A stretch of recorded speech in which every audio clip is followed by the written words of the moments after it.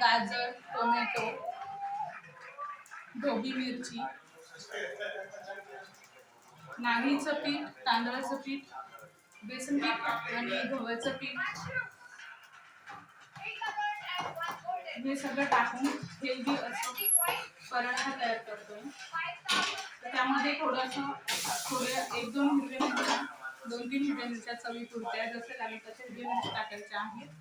त्यानंतर त्याच्यामध्ये लसण आणि अद्रक पेस्ट टाकायचे आहे. जिरं पण तुम्ही टाकू शकता पेस्ट करून. त्यानंतर त्याच्यामध्ये दही ॲड करायचे किंवा मग लिंबू. जर दही लिंबू नसेल तरी काही प्रॉब्लेम नाही आहे. कोथिंबीर टाकायची आहे. चवीप्रमाणे मीठ टाकायचं आहे. तुमच्याकडे ज्या ज्या अवेलेबल असतील त्या तुम्ही भाज्या टाकायच्या आहेत. आणि हेल्दी असा पटकन होणारा नाश्ता आहे हा. त्यामध्ये तुम्ही अंडही ॲड करू शकता. जर तुम्ही अंड खात असेल तर अंड ॲड करायचं आहे. छान होतो हा नाश्ता. मी केलेले आहे 2. मस्त आहे. त्याला पुदिन्याच्या चटणीसोबत किंवा दह्यासोबत खायचं आहे. त्याला वरतून थोडंसं तूप लावायचं आहे. मस्त असा हेल्दी नाश्ता होतो हा. यामध्ये नागलीचं पीठ पण ॲड करायचं.